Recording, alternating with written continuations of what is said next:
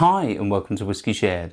You're watching my review of Scotch Malt Whisky Society 9.221.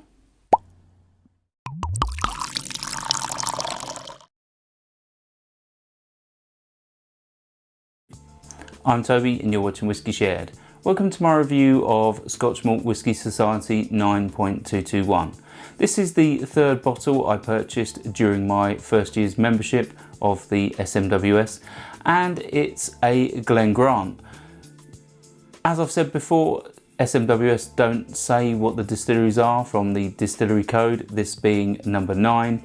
So you often have to look up online or have some sort of knowledge of those distillery codes beforehand. This is a Glen Grant, as I said, it's the first Glen Grant I've ever owned.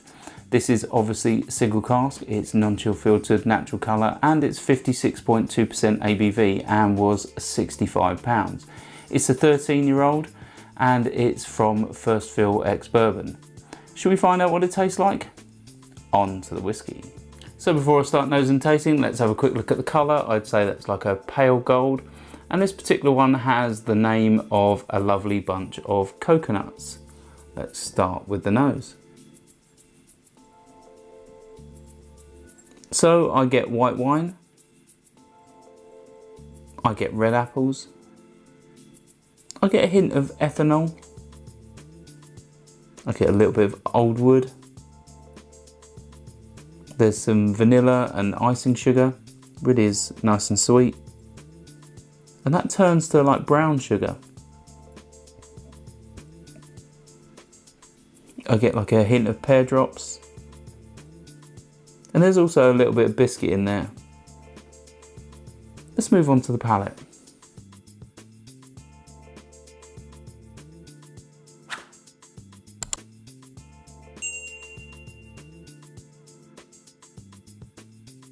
Yeah, so this is quite creamy to start.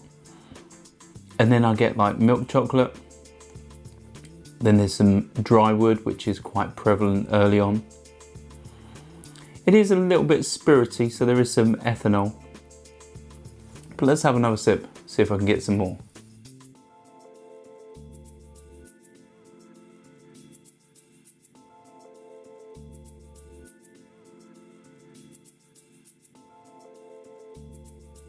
Yeah, so I'm starting to get some vanilla and icing sugar. A little bit of biscuit there, which is quite nice. But it is a little bit new makey.